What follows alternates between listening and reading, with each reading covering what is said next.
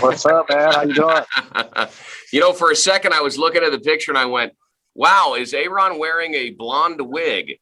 No. That'd be pretty sweet. That's a look for you. Ayron, so good to see you, man. Where you at? Oh, I'm in sunny Los Angeles, California, at the rooftop in Hollywood here at the Thompson Hotel. Oh, just hanging out, man. Taking the sights. I was at the iHearts last night, and now I'm just hanging out, taking in the sights, man. Very cool. Very cool. Well, congratulations on your big tour with Shinedown. That was the last time we hung out, and you're just such a nice, genuine individual. We hung out on the couch for a bit and shot the shit. I'm curious, Ayron, what was the biggest eye opener for you on that tour, touring, with the road dogs that are Shinedown? I mean, they're such a well-oiled machine. Yeah. What's most eye opening, man? The coolest thing I think about Shinedown, for me was there was you tour with the band, and there's not often that you really get to watch them perform, from front to back, and it's always different seeing them from the front of the audience versus when you see them from backstage. And one night I was sitting side stage and I watched these guys perform, where you can really hear them perform. Because when you're in the audience, it's like you're hearing the production and everything being put on top. But backstage, you can hear the raw sounds, and I think for me, what was the eye opener was these guys are so well rehearsed, and just their love for each other, man, and what it takes to get to that point, is to be that big, is to have just an enormous amount of love for each other, but your art, man. It's like watching the Blue Angels, coordinate, perform was amazing. Yeah. So that was really eye-opening for me. It really, it taught me how to be a much bigger artist, in terms of being on the stage and what I needed to do to get there. Yeah, absolutely. Ayron, the song "Take Me Away" seemed almost like a different sound for what you do, considering the success of Mercy and Supercharged and the sonic quality of the latest song, Hot Friends, yet they're all on the album Child of the State. Were they all written and produced at the same time? Different times. Yeah. So Take Me Away is probably the oldest of those songs. That was a song that's been with me for a while.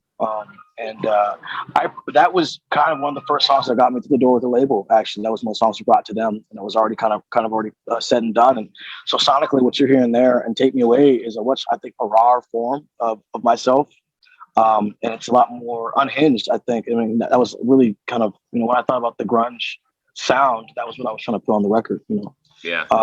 And so "Take Me Away" definitely draws from that grunge tone a lot more, whereas Mercy was co-written by me, Scott Stevens, and then Marty Friedman.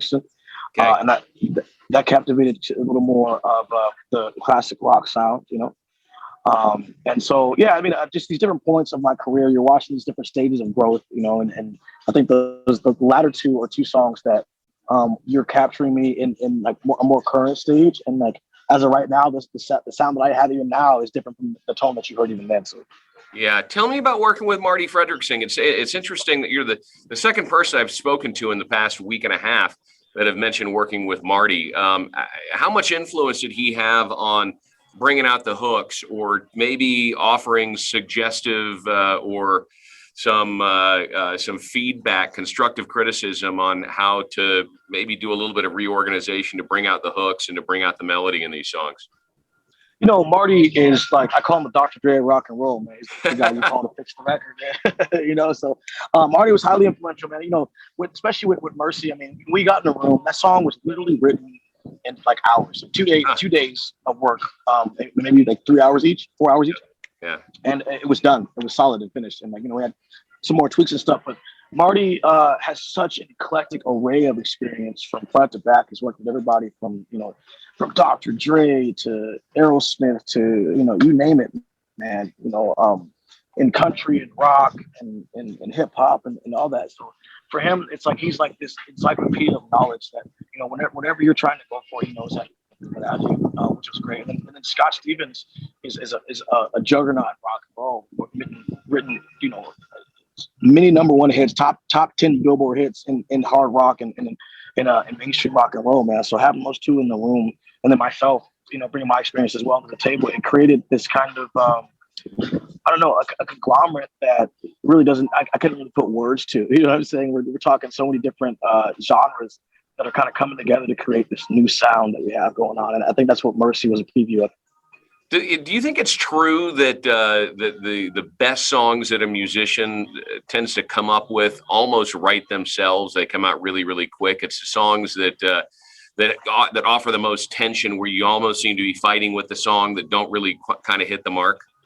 Absolutely, man. I think with a lot of the songs in Child of the State were written in 1 and 2 days. It's Yeah. like that's the thing about being a professional songwriter. You got to be really willing to let go of your inhibitions, to let go of the thought of the idea that the song needs to be something, and allow it to be what it wants to be. And when you get in a room with people that understand that philosophy and that belief, magical things can happen. So I mean, a lot of that was just the ability to write quick and get it out and just express yourself in a raw form. Yeah, I find that quite a bit being a musician myself, when it comes to songwriting, and I do a lot of songwriting with our singer, and, let the song go where the song wants to go. Don't challenge where the song wants to go. The song will almost write itself if you can just let it flow how you initially hear it, right? How in the heck did you get on the radar of hip hop royalty Sir Mix-a-Lot way back in the day? I think that's a crazy story, man. Yeah, so that was kind of random, man. We were grinding, man. We had been grinding at that time. I'm an indie artist. I hadn't even recorded a record or anything at that point. I was just playing bars in Seattle and little cafes and coffee shops. And one day while we were playing one of these grind gigs, man, he showed up and I was playing in front of. It was like an afternoon gig. I was playing for like 10 people, and he walks through the door with a friend of mine, and he loved what he heard, he loved what he saw, and just decided to produce my first record, man, and really taught me a lot about what it meant to actually be a recording artist. And that was the first experience I had of that. Very, very cool. As musicians, kids often emulate their favorite artist or artists at the time when they first learn about their craft. Who did you want to be or sound like when you were first learning how to be a guitar player and deciding that, hey, I'm going to be a professional musician when I grow up? I was listening to like Prince and like Stevie Ray Vaughan, man. Like those are the two cats that really stuck out to me. Stevie Ray Vaughan was so impressive to me because I just the way he commanded the stage at the time, back in the day, we couldn't afford cable, so we had like just public TV and the regular television air TV channels. And watching Austin City Limits one night, and the Stevie Ray Vaughan special comes on, and it just blew my mind how he could command a crowd. So that's why if you look back at my career, I got my foot through the door by playing blues and opening for a lot of blues acts, B.B. King and Robin Trower, Jeff Beck, and such. And then I just craved more after that, So I really started following into the footsteps of Jimi Hendrix and Prince, because I wanted to expand on the crowds I was playing in front of. As good as blues is, it's a really niche crowd, that you end up playing in front of. So I really started, getting my feet wet in the rock and roll, and that's when I started getting in contact with some of the grunge guys who really helped bring that sound out. Wow, very cool. Were you lucky enough to see Prince when he was alive and out playing shows? I wasn't, man. I mean, that was one of the most heartbreaking things about when Prince died, was that I knew I would never get to see him play, man. And that was like a lifelong dream. I was get to see Prince. Oh my God. Get this story. I grew up in South Texas, graduated high school in 1989. Just 45 minutes down the road from Austin, Stevie Ray Vaughan's hometown. And I was up there for a South by Southwest. I never got to see Stevie Ray, but at a South by Southwest convention, I was tipped off that Prince might be performing that night. I snuck into a venue, and he had his 50-person security entourage clear the venue out. Somehow, some way, I managed to sneak in. And I didn't make any eye contact with anybody, had my cell phone out, sat on the stairs right next to the stage while they were stocking the bar with beer. Prince comes out, and I got to check out his entire sound check.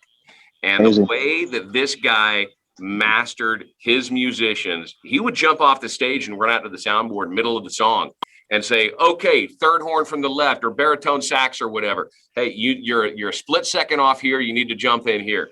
The guy was incredible. Really, really. Yeah, man. Yeah. That's that brilliant, that genius, that we talk about. We rarely see it in artists, man. So that was a disappointment for me when he died, because I would never get to see him play.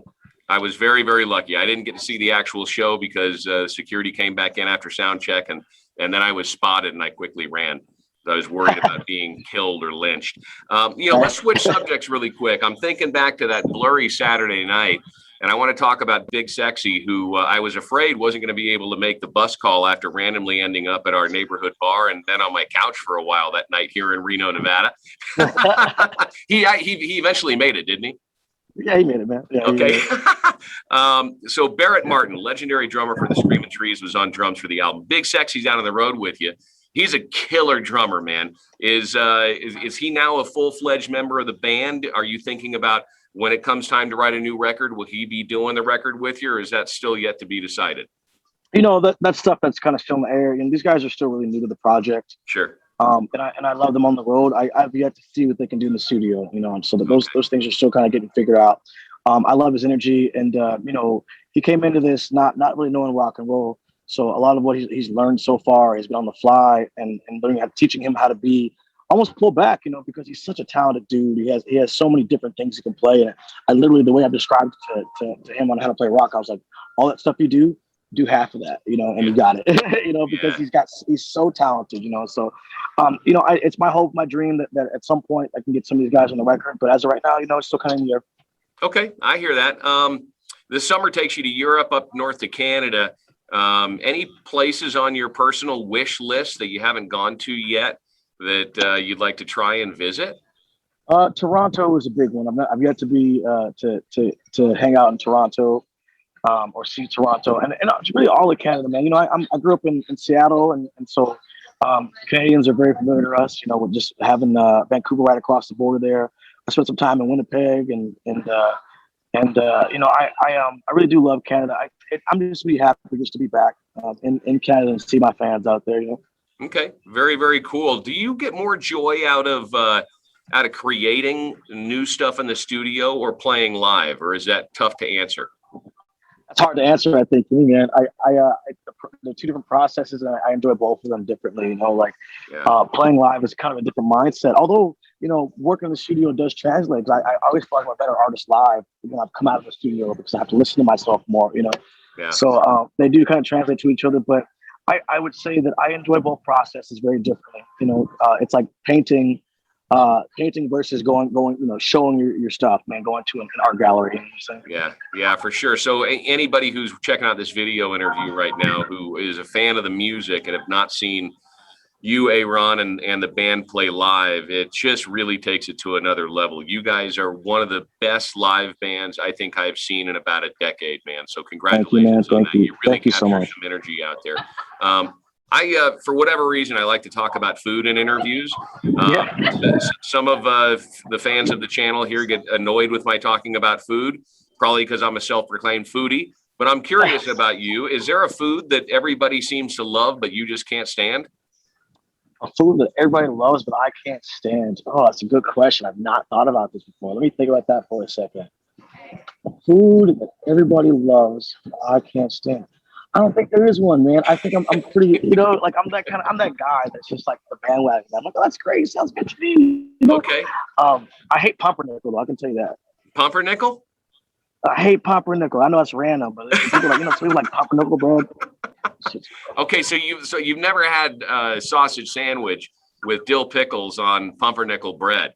I might be able to change your mind on that. The next time you're in town, I'll have my wife make one up, and you can taste it and forget about it.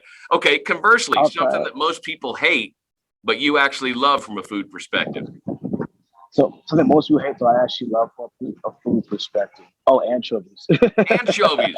Right here, brother. Yes. Love the anchovies. Bro. Love to have them on pizza. I love to have a whole anchovy if I'm having a Caesar salad. Mix that up in there. Good on you. Good on you. I like anchovies, man. I know that's a weird one. A lot of people don't like anchovies, but I love anchovies. Very cool. Well, Ayron, it looks like you're having a much better day than I am. I'm stuck inside. You enjoy some of that sunlight out there in Los Angeles and the warm weather. And hope to catch you out on the road here very, very soon. Thank you so much for the time today, dude. It's good to see you, buddy, man. Yeah, well, hopefully we can catch up here. Absolutely. Good to see you too. Be safe out on the road. We'll see you soon. All right. Take care, buddy. Ciao. All right.